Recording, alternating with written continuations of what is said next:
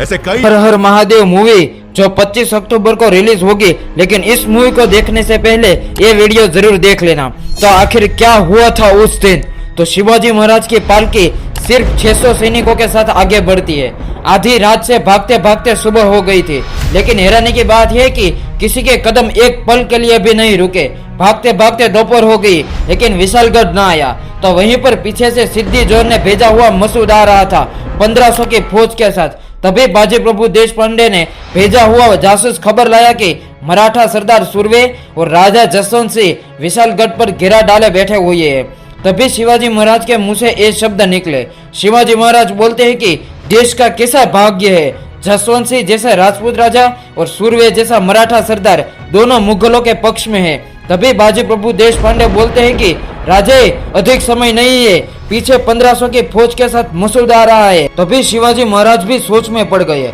अब जो बाजी प्रभु बोलते हैं उसके लिए दृढ़ मनोबल, मन में देशभक्ति और 56 इंच का जिगरा चाहिए। तभी बाजी प्रभु देश पांडे बोलते हैं कि राजे अब 300 सैनिकों को लेके विशालगढ़ की ओर निकलिए, तब तक मैं यहाँ 300 सैनिकों के साथ मसूद को रोक कर रखता हूँ। तभी शिवाजी महाराज बाजी प्रभु से कहते हैं कि केवल 300 के साथ तुम 1500 से कैसे लड़ोगे?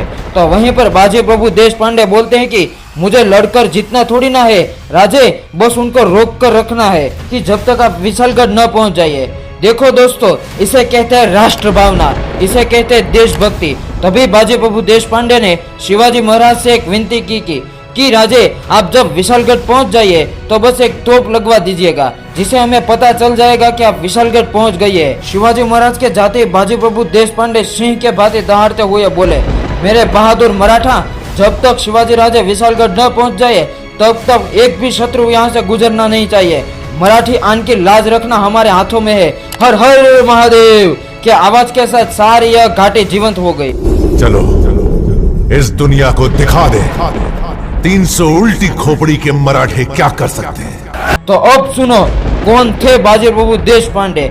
तो मसूद के एक भी सैनिक को विशालगढ़ की ओर न जाने दिया।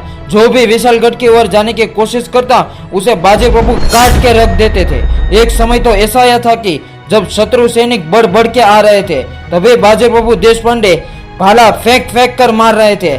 आप जरा इमेजिन कीजिए कि बाजी प्रभु उस समय एक घायल शेर की तरह लड़ रहे थे, लेकिन अंत में मसूद ने बंदूक मंगवाई और बाजी प्रभु को सीने में गोली मार दी। तभी बाजी प्रभु घायल होके नीचे गिर पड़े। फिर बाजी प्रभु अटकते अटकते बोले, क्या तोप की आवाज सुनाई दी?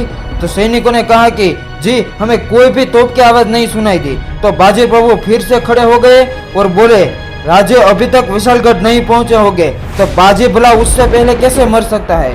तो फिर से भाला लेके शत्रु के सामने खड़े हो गए और लड़ने लगे। तभी कुछ ही देर में एक मराठा सैनिक बोला, बाजी प्रभु हमें एक तोप की आवाज सुनाई दी। ये सुनते ही बाजी प्रभु देश पांडे वीर गति को प्राप्त हो गए। तो दोस्तों ये थे बाजी प्रभु देश पांडे।